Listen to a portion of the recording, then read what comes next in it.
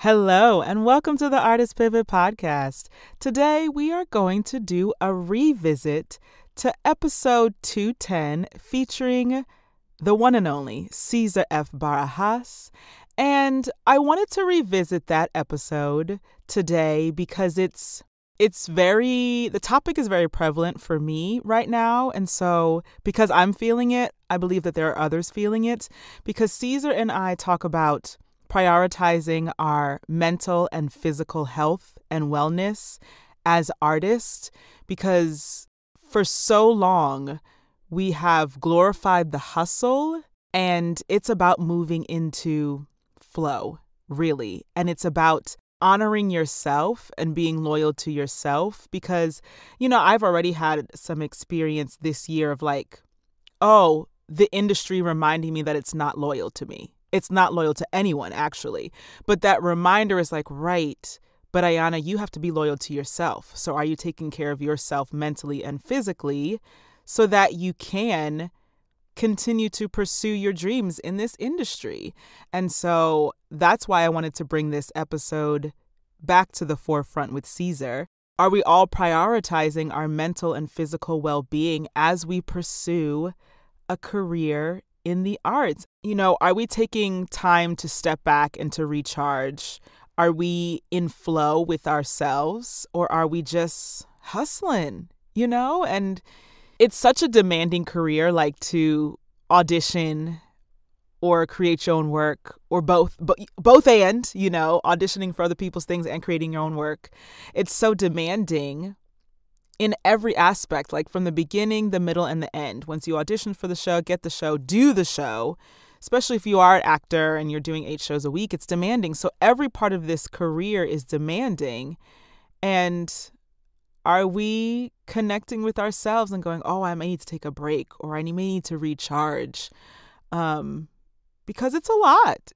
Also, in our pivoting and adapting and, figuring out our own journeys as artists, are we breathing? Are you breathing? And I know that, I have to check myself often. Are you breathing, Ayana? Are you taking a deep breath? Are you here right now in your body, with yourself? Ceasar and I also discuss about, if we freak out, if we're not breathing, if we're not in our bodies, how are we doing our best work? How are we auditioning for something if we're so freaked out, if we're so on the vibration of desperation? How are you doing your best work when you walk into the room? Or, now everything is a self-tape, putting yourself on the self-tape. You can feel that energy in a self-tape. And so, are you checking in with yourself? Are you taking a conscious deep breath and being here right now? And remembering it's about the journey. And I know everybody says that, but really, it really is about enjoying the journey and, to realize that it's the balance of career and well-being, especially in the arts. I'm saying, all careers, actually, the balance of career and well-being, but especially in the arts is finding your balance. Are you finding your balance with your career and your well-being? And that's been coming up for me. So I wanted to reshare this episode, y'all. Also, there is a podcast monthly newsletter. You can sign up for that at ayanabay.com/podcast, as well as the podcast has a discount with the platform We Audition, where you can get on-demand readers. So if you use the word pivot when you sign up for We Audition, you will get a discount on your membership. All right, those will also be in the show notes as well. Enjoy this revisit to episode 210 with Ceasar F. Barajas.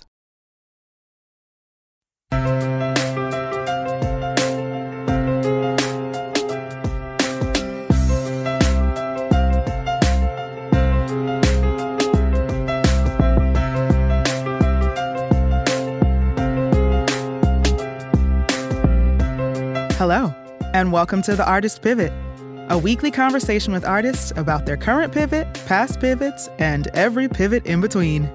I am your host, Ayana Major Bay, an actress who wants to educate, empower, and celebrate artists so they have no option but to thrive. On this episode, I am joined by performing artist and international wellness mentor and advocate, Ceasar F. Barajas. Becoming a wellness mentor and advocate came to be as he still presently copes and manages his own diagnosed anxiety, depression, and post-traumatic stress, and found his calling as an educator and supporter to mental health awareness causes. As a trauma-sensitive certified yoga instructor, meditation teacher, and breathing techniques instructor, he specializes in mindful resiliency for trauma recovery and compassion fatigue, and has taught all over the world. He's served as a guest panelist and speaker at Rutgers and Fordham Universities, numerous corporate events, podcasts, and is an adjunct professor at Columbia University, teaching meditation and mindfulness for their Teachers College Summer Principals Academy. As a 7-year U.S. Navy veteran, he also works with the Veterans Yoga Project as an ambassador and master teacher, with experience supporting recovery and resilience of veterans, many of which experience post-traumatic stress, trauma-related challenges, and other mental health issues. He not only serves the veteran community, but active duty armed forces members, their spouses, and community at large. Ceasar also provides group yoga, fitness and meditation classes, and personal coaching and advisement, both in person and online, to an international community of individuals via multiple apps and his website, www.thejourneywithceasar.com. And in his spare time, Ceasar is also an award-winning singer, dancer, actor, fight and dance choreographer, musical theater talent, and voiceover artist.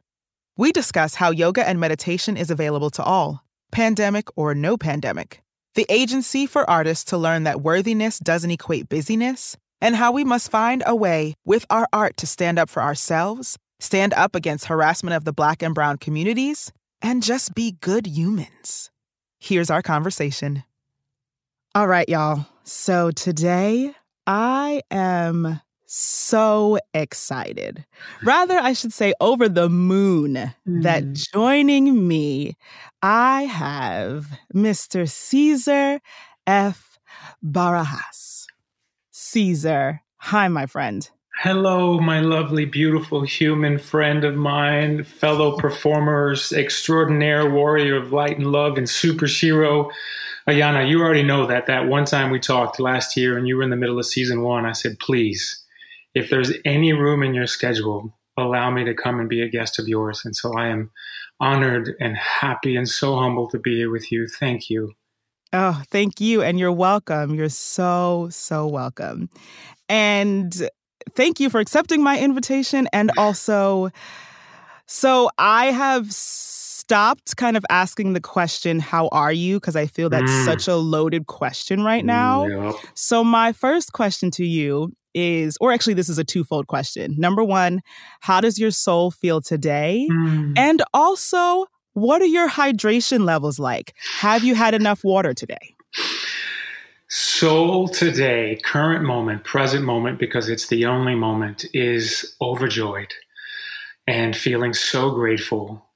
And I'm feeling connected and supported, and my soul is feeling loved. And there are hints of heartbreak and grief and sorrow. And I'm fully hydrated, so much so that I hope that I don't have to get up and go to the bathroom in the middle of this because I'm so hydrated. Understood. I'm trying to get like you, Ceasar. I'm trying to get like you because I have not had enough water today. I've had a cup of coffee and I think I've had half of a bottle of water. I'm not doing well. Like, I'm looking at my 32-ounce water bottle literally sitting right next to me right now, and I think I've had a fourth of it. And you're so like, no. I got to get on your level. Let's do better. 8 ounces ain't enough. Yes, exactly. It's not enough, but I'm going to get there. I'm going to get there today. I know you will, Mama. If nothing else, Ayana is going to give it to you when she's ready. And when she's ready, world, watch out. Yes, that part. Thank you, Ceasar. You're welcome. Yes. Oh, I'm excited to have this conversation. Oh, so where do I start? Oh, boy. Let's see. Where do we start? So, the year that was 2020 has forced us as artists to shift.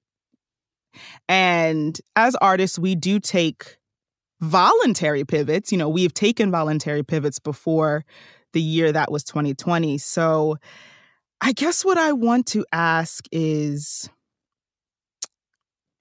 what was your life like before the pandemic? Just give me a little bit of what it was like before the pandemic, and then we'll get into, what 2020 did bring out of you. Sure. Prior to pandemic, so PP, prior pandemic, I was and am a professional performing artist based out of New York City, part of the exclusive New York City fitness family. So I was coaching. So in a typical week, I was on auditions and or booking, yes, direct booking, for television, film, voiceover, musical theater, Broadway regional. And in the midst of handling all of that, was coaching anywhere from 15 to 25 classes a week. And we're talking anywhere from yoga, meditation, strength and conditioning, HIIT, TRX, boot camp. And in the midst of all of that, at the same time, I also can be found on a variety of multiple apps. So at any given point in time, I was in a recording studio working for audio-based fitness apps, or in a production studio recording my own personal created a line of fitness, yoga, and meditation classes called The Journey, which is where The Journey with Ceasar came from. It's about the journey, not the destination. Shameless plug. So it was, prior pandemic, it was very busy. And one of my agents calls me the Energizer Bunny. And I loved it. That was life. And then 2020 hit and everything in my world shut down. And so you talk about pivots. Ooh. And pivots in life are sometimes forced. Sometimes it's, you know what, I'm going to change the color of my hair or cut my hair. So then I have to pivot towards new headshots. But pivoting and adapting have been a part of what I've been doing in my own personal and professional life since I started professionally at 15 years old. But like 2020 and the world and God to say to me, we're going to slow you down in a way that you have never in your life ever been slowed down. Because I've been working since I was 13, professional performer, dancing, shows, singing since 15. And it took my own sort of what I teach as a meditation practice. It took all of that, plus my wonderful support system, to keep me from tumbling in a downward spiral that would ultimately have led to me hurting myself. So this forcing of a pivot was quite an eye-opening experience and very life-altering and life-changing. And I'm now in a position where I'm like, what's really important? But prior to pandemic, it was all of that. Oh, also, I'm a professor at Columbia University. So it was like everything. I was just busy little bee. Yes, you were. So busy. Woo! I was like, wait, you had time to do all that? Right. Wait, what? Yeah, that averaging of, 5 to 6 hours of sleep was the norm. Yeah. Wow. And so with that, you also had, working on a couple of your own projects as well. So I know that, earlier this year, you launched a subscription-based website, with your guided meditations and coaching and consulting. And so did you have that idea before the pandemic? Because you were already doing so much, but because the pandemic forced you to slow down, like you said, Sure. Oh, the universe is like, I'm going to slow you down, and whether you like it or not. And so did that idea come out of that, or was that something you already kind of had in your vision? It was a part of a vision that was already pre-existing about 3 years. So I've been very fortunate in that every single one of my employers, and as an artist, you already know, and you know this, and I know this, and you and I have between us 40 friends who are hustlers. And we grind. And what I'm figuring out is that hustle and that grind, that's very abrasive. Yes. So what are we going to do to flow? So I don't ever want to describe myself as a hustler anymore, because hustling is stone to stone. That's bone to bone when the cartilage is gone. And that's going to just bring about negative impacts, and it's going to cause discomfort. Whereas a flow, whether it's the wind or the water, and here's the meditation teacher in me, here's the Om Namaste, I'm going to keep Namaslaying in me is going to come out. But I got to a point where I was hustling and grinding so hard that I had multiple people who were part of my support systems that encouraged it. So I've been very fortunate to work for employers whenever I would say to them, hey, I'm going to take the next 3 months off because I just booked a show at the Shakespeare Theater Company in DC, or I'm going to head over to the Walnut in Philly, or I'm going overseas to do this international rendition of Urban Cowboy. And they've all said yes. So very lucky and supportive community. And when NeoU Fitness, which is an awesome fitness app, came to me 3 years ago, and I'm one of their founding coaches and trainers, they said, hey, we want to feature you. What is it that you want to bring forth to the table? Well, I'd already been teaching yoga. I've been coaching professionally for 15 years. I was like, let me create the journey officially. And that's where the journey with Ceasar started 3 years ago. So because I had NeoU as an app to help share, it's all about the journey, not the destination, I was fine. And then pandemic hit, and guess what? All of production stopped. Much like all of our theater work, all of Broadway shut down, most of television and film shut down. And please be mindful as you're listening to this, television and film really only within the last 3 or 4 months started to pick back up. So all of it shut down. And I had a wonderful website developer and designer named Stephanie Cowan. Shout out to Stephanie Cowan, who also designed my logo and is my brand director. And she says, you need to get off of your lazy butt, because she's been telling me for 2 years, Ayana, for 2 years, she's been like, yo, when is your site going to come up? And the pandemic shut us down, and it gave us a chance over the course of the next 8 or 9 months to fully invest and focus so that we were able to launch the site. So the idea was born about 3 years ago. We didn't launch until this past December 2020. Okay. And so there have been some highlights over 2020, but now I'm in a position where I can offer people this subscription-based website. And more importantly, it's a site people can turn to where I tell my story. And one of the things that features me as a great teacher and as a guide is I'm not your normal person. I never have been. I'm a hetero man, cisgender identifying, but I've been a professional dancer since I was 15 years old. I am a veteran. I'm a tattooed, sleeved yogi who cried the last time I was at a bullfight in Mexico because I was like, oh my God, the bulls are dying.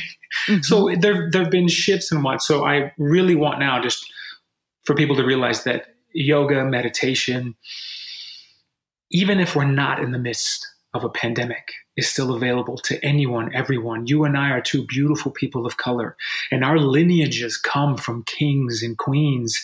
And so now we're part of a team that's helping to re-educate, hopefully to enlighten for the first time what it is to be a beautiful Black Nubian queen in this country, what it's like to be a Latinx identifying male who comes from a lineage of machismo where we're taught as men not to share, to not to be emotionally available. And all of that can shift and be changed. And that's why I'm sitting here today interviewing with you, to let people know that they too don't have to be stuck within the constraints of society or our heritage or our lineage, and to then embrace our heritage and our lineage and who we are generationally and where we come from. That was a lot, I know.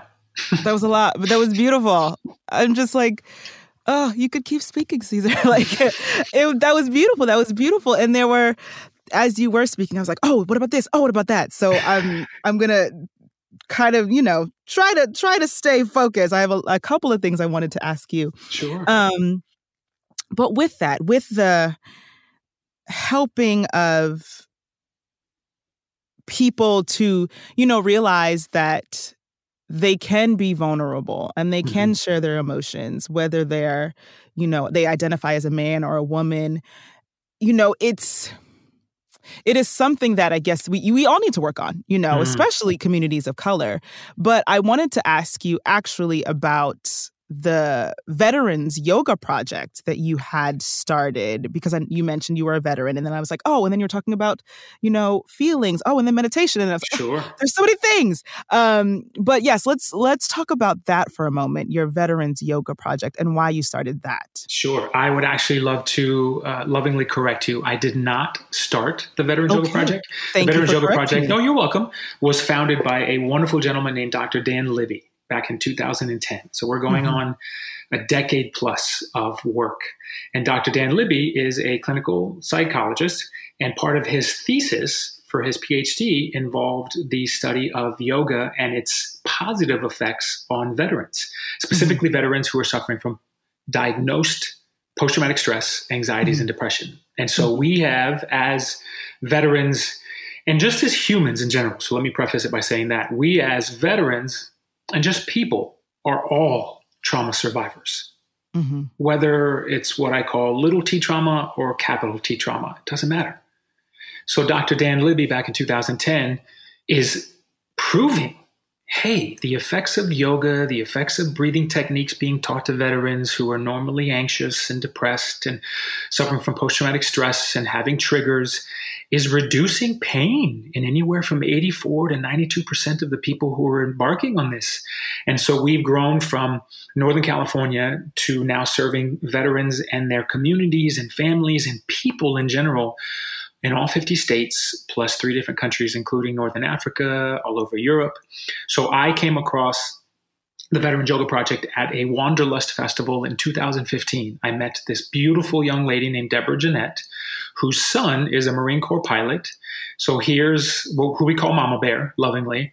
And she was hosting this little booth at a Wanderlust festival in Brooklyn. And I walked by and I was like, I'm a veteran. I'm a yogi. What's the Veterans Yoga Project? And it wasn't until I met them in 2015 and took part in their additional teacher training in mindful resilience for trauma recovery that I finally understood the power of meditation, the power of breathing techniques and what they are used for. Now, be mindful. I've been in therapy, various forms, for 10 plus years. I have been a yoga teacher professionally since 2013. But it wasn't until a couple years later in 2015 that it all just clicked, because the way that it was explained came from a physiological standpoint. Oh, if I take a deep breath and I extend the exhale, then that's allowing the body's parasympathetic nervous system to then activate. So then that's starting the decompression, that's starting the calming effect, that's lowering the blood pressure. Wait a second. So it was finally explained to me in terms that I understood, not just, hey, do me a favor and sit in lotus pose on a mountain stroking your beard for the next 30 days and staring at the birds and the clouds as they go by, because that made no sense to me. I just described to you a few moments ago what my life is like, and my life has been that busy since I was 15 years old. Right. So you tell me to sit for 15 minutes? Heck no. I ain't got time for that. Ain't nobody got time for that. Right. And now I'm in a position where I share with people, you don't need half an hour in lotus pose. You don't need to sit for 2 hours. I've done it. But even if you gave yourself 30 seconds, if you gave yourself one deep breath, and I'm going to invite you, Ayana, and everyone that's listening, if you don't mind, take a single huge, maybe one of the biggest, longest, deepest breaths you've taken yet today. And just simply inhale, filling the top of the lungs, feeling the chest rise, feeling the belly inflate, and then just let the air naturally come out.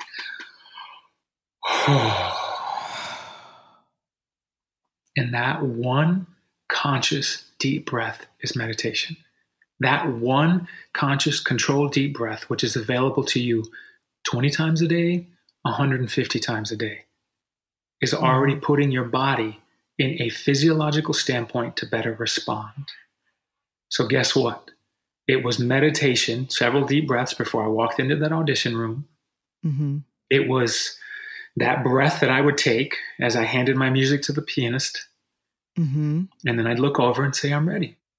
And I would take several of those moments, but we don't often award ourselves that, because we think that because our world moves at 1,000 miles an hour, that we got to move at 1,000 miles an hour.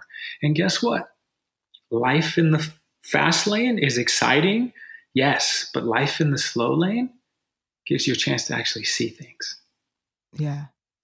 Oh, that was beautiful. I love that. Oh, I love that, Caesar. I love it. thanks, Mama. And oh, yeah. So let's talk about that because you just brought that up about auditioning.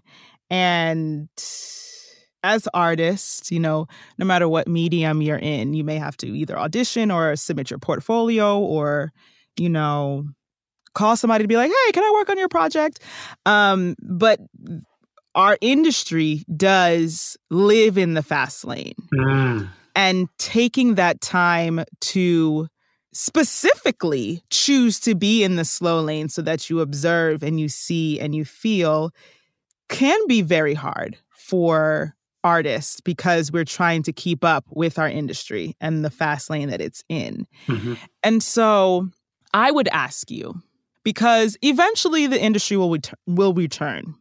Do we know when? No. Do we know what it's going to look like? Not really. Mm-hmm. But what advice would you give to other artists and creatives about, the way they should think about returning to the industry and maybe trying to keep in mind, maybe I should be in the slow lane. Maybe that means making boundaries and not accepting an audition in 2 days. You're like, tell my agent, listen, if they can't give me a week, I'm not going to audition for them because they're going to have to respect my time. Mm-hmm. Or walking into the audition and allowing yourself that breath first. Then, okay, going to the piano. Okay, now I'm ready. That's a fantastic question. And there are a myriad of ways to answer this. Mm-hmm. And I was fortunate because pandemic hit and then was immediately approached by a dear friend of mine named Molly Morse, who's one of the producers for Come From Away and Diana the Musical. And she says, hey, will you take part? First off, she says, do you have time? Yeah, because I ain't got nothing going on to take part in a virtual play, which was a super cool experience. And this was back in June. Because at that time, I'm like, oh my gosh, yeah, I'd love to, like a virtual play, because, we'll be back up and running in a few months. At the time, when we shut down in March, it was like, oh yeah, let's give everybody a couple of weeks. Little did we know. And then I was fortunate enough, once production on television started again, to book a couple of co-stars on Pose, on FX, as well as FBI Most Wanted on CBS. So to my fellow artists, please, please, please give yourself the grace to understand that patience is what's going to be needed in this business long term. I get it. We all want and think we need now. I want that recurring starring role on a TV show. I need that Broadway credit. No, my beautiful friends, the only thing you need is water to drink, food to drink, a shelter over your head, and some clothes on your back. That's all you really need. But it's taking and trying to get artists to understand that their worthiness doesn't equate busyness. So just because you've been given 2 days to throw this audition together, and let me tell you what I've had to do is I've auditioned quite a bit over the last 9 months. And because I am by myself, isolation in my New York apartment, I don't have a reader. I don't have the blessing to walk into a studio or call up one of the homies. So what I would have to do is record my lines, and then I'm figuring out how to play it back and adjusting those levels. So I'm essentially reading with myself. And it's booked me a couple of shows. But to my artists, there are always going to be, and this is to your theme of pivoting, there are always going to be ways that you are going to have to shift, and that equates to the impermanence of life. The only constant is change. We've all heard it, but do we really soak it in? And so once we start to get back to work, let us then do we have the courage? And courage is not the absence of fear. Courage is us sitting there, standing there, terrified and doing what it is that we have to do. I still, to this day, 30 plus years of entertainment experience, am terrified prior to a curtain rising, terrified prior to that first note playing, terrified before the director says, background, action, and action. Terrified. Okay. And what we have to do is give ourselves the grace that we have been trusted to come in We have been trusted to enter a room. We have been trusted to be invited, because every audition is still a performing opportunity. So it ain't about booking the job, please. Let's get that into our heads first and foremost. And then what can we do with that courage in our hearts to then stand up for our Black and brown community, our Asian community?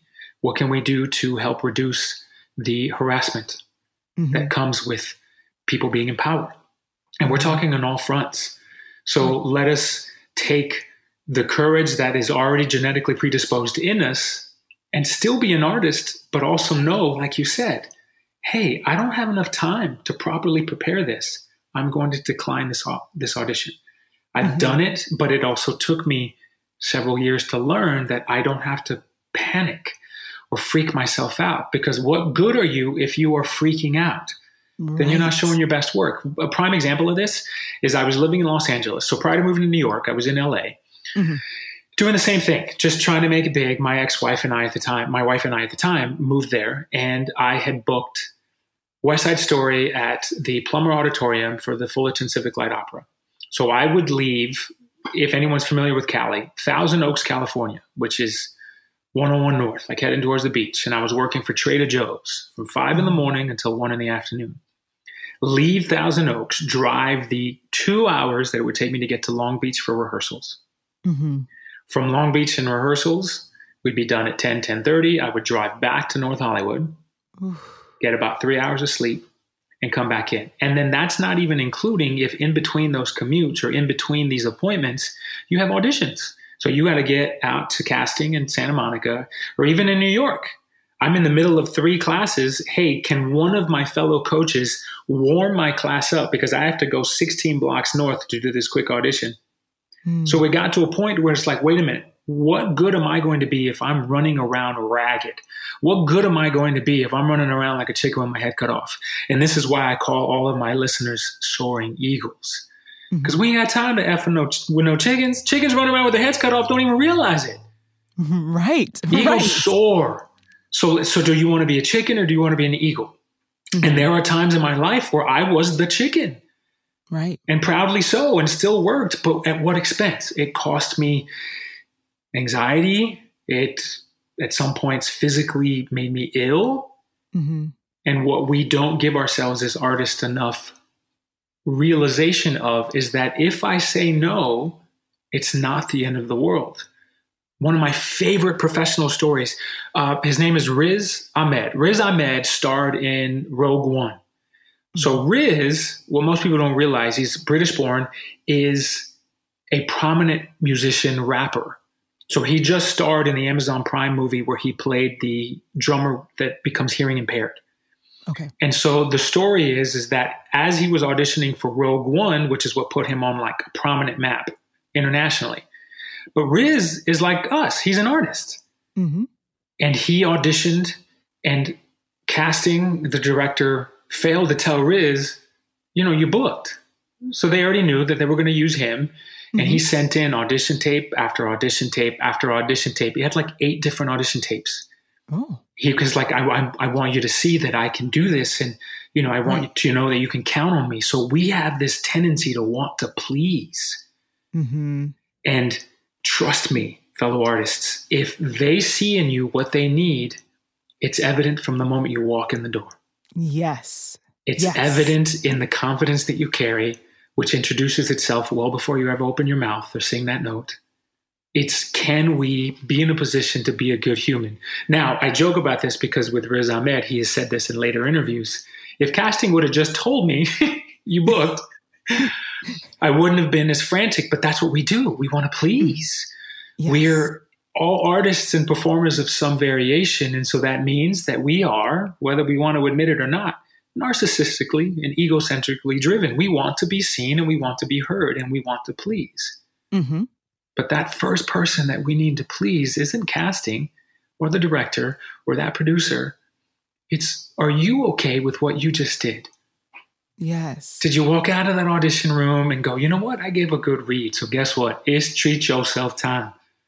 It's time for a New York slice, or I'm going over to get some Ben & Jerry's non-dairy ice cream. Whatever it is that you do, but it's that. It ain't about the people that are sitting across the table. It's how satisfied are you with your work, but we're not taught that. This is a whole separate podcast interview. We're societally told, we are raised as Americans on a system of reward versus punishment. Yes. If you do good, you will be rewarded. If you do bad, you are punished. And guess what? There is no good or bad. I am allowed in the same breath to feel tragic sorrow as well as triumph. And we're told you have to pick either or, and that is not true. So as artists, can we take ourselves and step away from what is good and bad and just give ourselves an opportunity to either constructively or destructively react to whatever the situation was? Caesar. Caesar! I can get really heady at times, so please. But there's nothing to forgive you for. I love that. And just as, like, right, there is no good and no bad, meaning, you know, as artists, we're like, oh, that was terrible. Or that was, you know, we punish ourselves. We either reward ourselves or we punish ourselves instead of going, I was there, I was present. That felt great. I was pleased. And now I'm going to... At least I showed up. Yes. Regardless of how the song was butchered. Regardless of that. At least you showed up.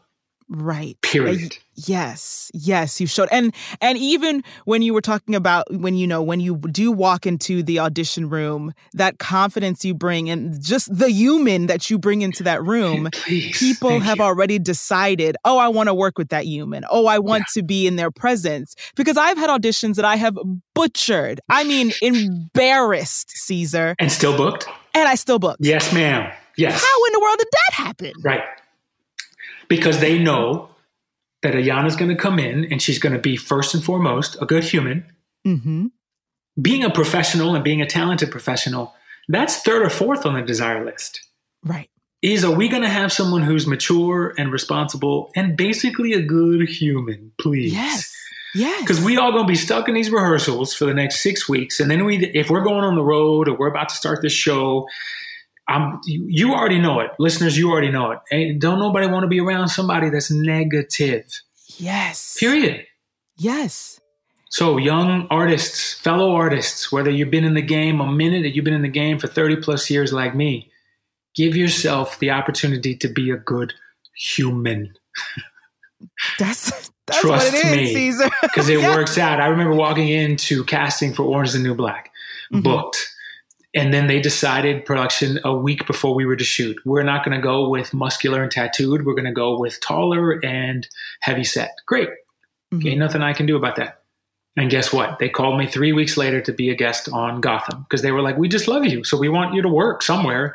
So I've got this spot for the season finale of season 4 for Gotham. Would you be interested? Yes. You mean a direct book can occur because I was nice to someone? Yes. Yes, it can. Yes. Yeah. Yes. And that's a whole other podcast on like audition etiquette and what to do and what not to do. What's right? Right. But yeah, just be a good person, please. Yes. Right. Please just be a good person, be a good human, and everything else will unfold.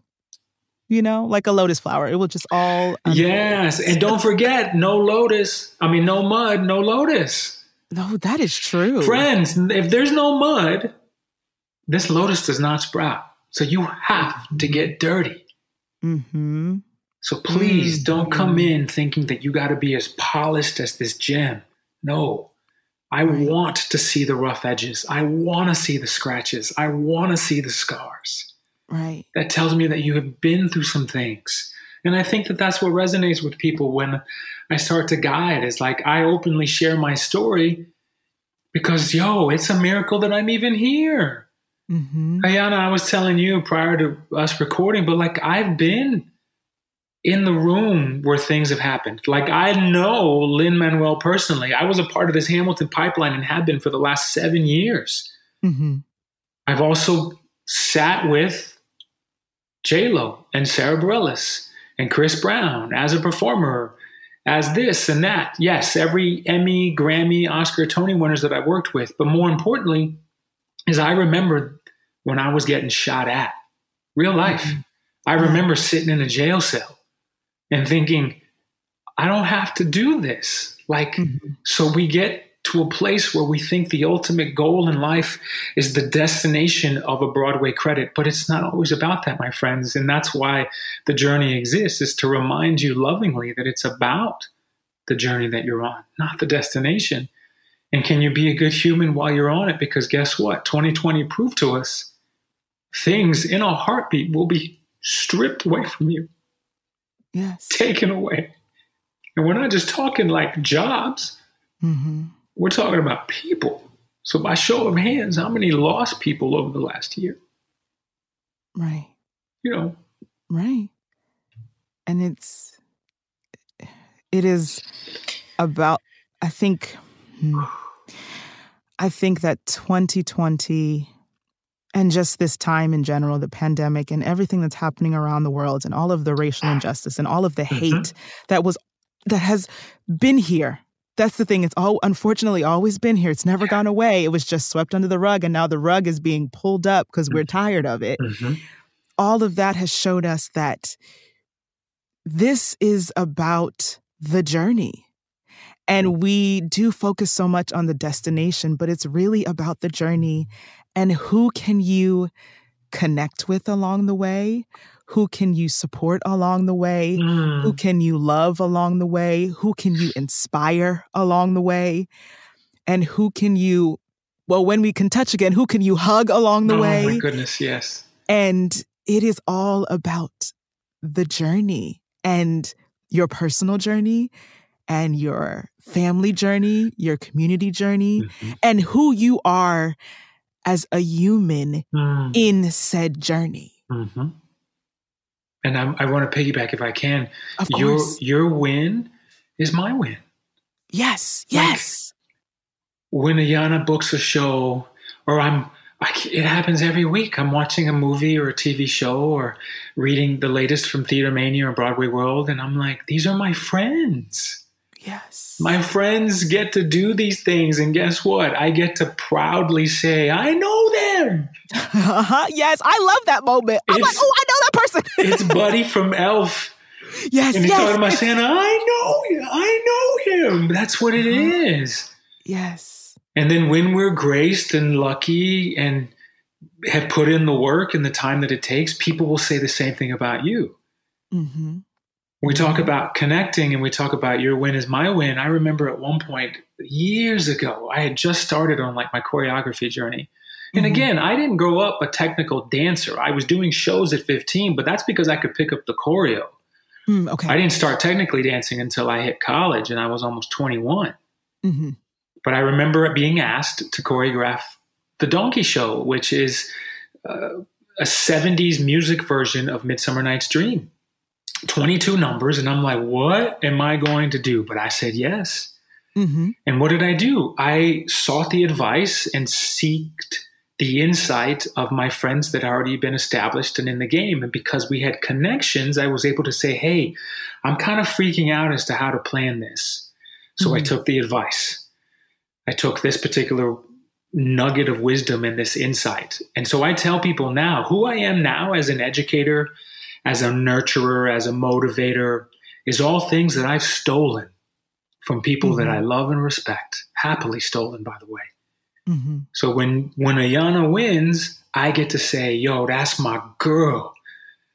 When I get situated with people who are outside of entertainment and not just in the corporate teaching, yoga, meditation world, but just in the world in general, you get to say to someone, these are my people. It's about establishing that tribe. It's about putting ourselves in a position to understand and really fully embrace you and what you vibrate within yourself is vibrational also in nature and vice versa. What vibrates in nature around you is what vibrates inside of you. That which you think becomes your world. So do you want to surround yourself with people who are sucking the life out of you? Do you want to surround yourself with people who are maybe just a little too pessimistic or just want to focus too much on the news? Or do you want to surround yourself with people who are like-minded, and want to stand for what is right so that we can start to help eradicate everything that was ever a part of your life that caused you to hurt yourself or to hurt others?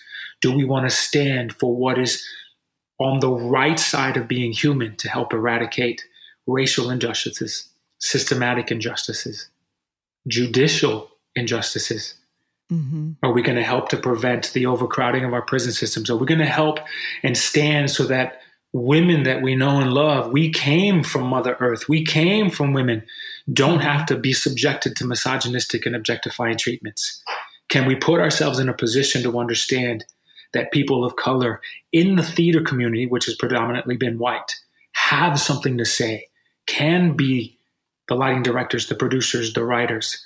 Can we then put ourselves in a position to understand that as Americans, we are not on lands that originally belonged to us? All of that comes into play in being a good human. And it can be overwhelming. So overwhelming.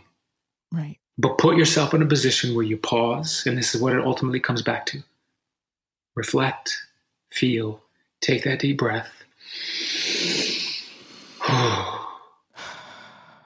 Tell your story. Walk into the room, sing your song, act your heart out. And when we get back into a position where, like you said, we get to safely hug each other, hug and embrace, and not just hug and embrace simply for the sake of hugging and embracing. But if anything, 2020 has reminded us that we as humans are social creatures, and all of that got stripped away from us. Yes. So just be kind. Hold the door open for someone. Buy someone a cup of coffee randomly. Like just little things. Yeah. And they turn into big things. They do. They do. Little acts of kindness can go a long way. It's free. Sprinkle that ish everywhere. Yeah, right? Yes. It's free. Oh my gosh, please. It's free. Yes. I think we forget that sometimes. Yeah. That kindness is free. Yeah. And you need to sprinkle it everywhere. Oh, Ceasar. Ooh, before I let you go. Yes. Do I dare ask you one more? Yes, I am going to ask you one more question. Sure. So backtrack on myself. So I just, want to know right now, what are you currently working on and, providing for people in these very surreal times? I would love to share with the world and all of our beautiful soaring eagle listeners that what I'm working on now is honestly myself. Okay. Yes, please go and visit thejourneywithceasar.com. Please sign up. Please create some passive income for me because I'm financially strapped and don't have a job. But more importantly, over the last couple of weeks, and I mentioned this to you, Ayana, in our pre-show interview, finally came to a place where I'm comfortable enough to say I have to step away. So this interview right here, March 23rd, Tuesday, 2021, is my last official interview for at least the next 3 to 4 months. And I'm stepping away because I realized I am so graciously gifted to be able to serve all of these wonderful communities, but the last year has taken quite a bit of my mental health. And it has put me in a particular place of fatigue and depletion and heartbreak and grief and sorrow. So I am going to step away so that I can come back and better serve the communities that I'm in. So what I'm working on right now is me. And let me and my own life and my own personal story be a reminder to all, like whether it's 4 months you take away or you take 4 hours, step away for you. We need you. We love you. We see you. We hear you. We appreciate you. And part of being able to step away is courageously, bravely, with truth and candid honor to say, I need some time. And I get it, like there are extenuating circumstances. I know moms and I know people who have families, but you still have to carve out that time. I should say I lovingly invite you to carve out that time because there's no possible way you're going to be able to better serve anyone else if you yourself are just depleted and feel empty. So I'm working on me. Right. Yes, yeah, you're working on you. Mm-hmm. Yes, and that's so true. We have to take care of ourselves first before we can take care of anybody else. Absolutely. And so I know by time this airs, yes, y'all, we are recording in March. By time this airs, Ceasar will be on his sabbatical. So I should thank you right now for being a guest. And before I let you go, there is something I need to say to you. And that is, I acknowledge you, I celebrate you, and I uplift you. Thank you. There's a well of emotion. It's coming up because how often do we get to hear that and like firmly believe it? But it's that. Thank you. And if anyone listening can take that same similar sentiment and just share it with someone, because we don't know how it will affect and alter their journey and put them in a place where you might have saved their life, maybe not as dramatic, but maybe you put them in a place where their day just completely shifts for the better. So thank you. I lovingly receive. You're so, so very welcome. And I lovingly give. Oh, I love this. Ceasar, thank you for sharing your journey with us. Thank you. I don't even know if I can put into words how I am feeling after that conversation. Ceasar, thank you for reminding us that everything starts with our breath, and that's the key that unlocks the power we already possess. Thank you for your wisdom, kindness, and truth. I hope everyone who listened to this episode can feel the beauty within themselves and know we are truly connected to one another. Thank you again, Ceasar, and thank you for tuning in. I'll speak to you soon.